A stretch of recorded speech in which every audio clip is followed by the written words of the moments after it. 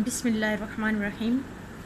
آج کلاس ہفتم کے لیے اردو قواعد و انشاء پردازی کی کتاب جو مڈل جماعت کے لیے ہے، مڈل حصے کے لیے ہے، اس پر سے ہم آج انشاءاللہ خط لکھنے کا طریقہ کار اور ساتھ ہی درخواست لکھنے کا طریقہ کار سیکھیں گے۔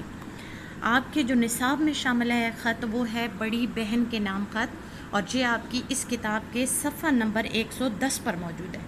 یہاں پہ صفحہ نمبر 110 پہ یہ موجود ہے، لیکن جہاں پہ جو چیزیں لکھی گئی ہیں ان کو صحیح بورڈ کے حساب سے یا جیسے بھی آپ کو اچھے طریقے سے اپنے سکول کے حساب سے تیاری کروانے کے لیے میں نے یہاں پہ لکھا ہے، اور آپ کو سمجھاتی ہوں کہ کس طریقے سے یہ جدید طریقے کے مطابق جو ہمارے نصاب میں شامل ہے، جو ہمارے بورڈ میں شامل ہے، اس کے حساب سے کس طرح سے خط کو لکھنا ہے۔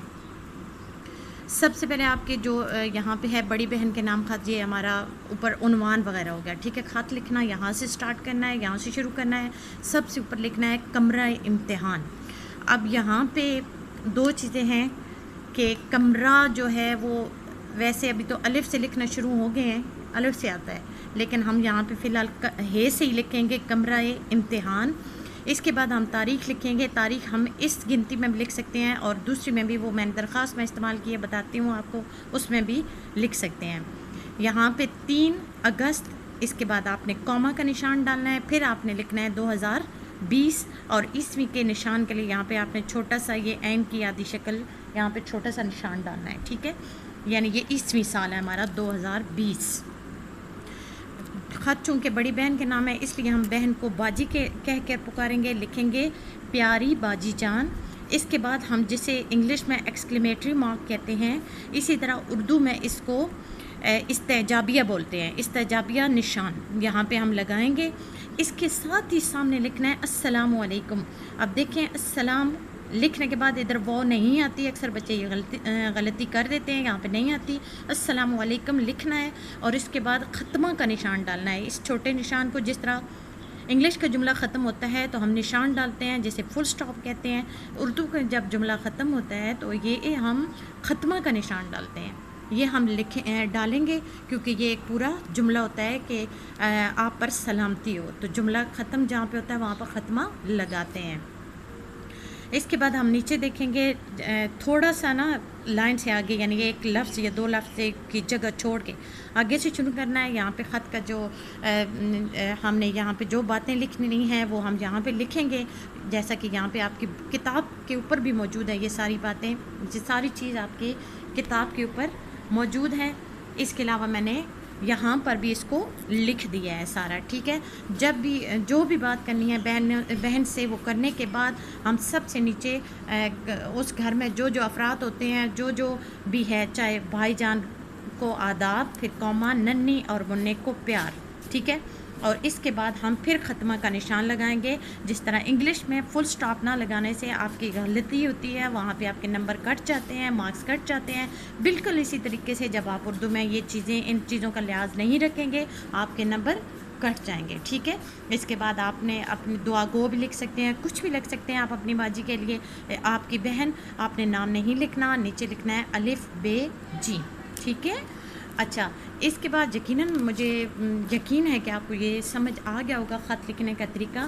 اس کے بعد ہم اپنی اسی درسی کتاب کے صفحہ نمبر 103 یہاں پر دیکھیں، یہاں پر جو ہمارے نصاب میں شامل ہے درخواست، وہ ہے سکول میں دوبارہ داخلے کی درخواست۔ تو اس درخواست کے لیے بھی میں نے یہاں پہ نمونہ تیار کیا ہے کہ کس طرح سے آپ نے لکھنی ہے۔ سب سے پہلے ہم لکھیں گے بخدمت جناب پرنسپل، اس کے بعد کوما، ڈسٹرکٹ پبلک سکول و کالج۔ اپنے سکول کا نام آپ کو اس لیے لکھوا رہے ہیں، بورڈ میں نہیں لکھا کرتے، ابھی آپ کو اس لیے لکھوا رہے ہیں کہ آپ کو لکھنا اچھے طریقے سے آ جائے۔ اس کے بعد پھر کوما، آگے چکوال، اور یہ سارا ایک لائن کے اوپر ہی آنا چاہیے۔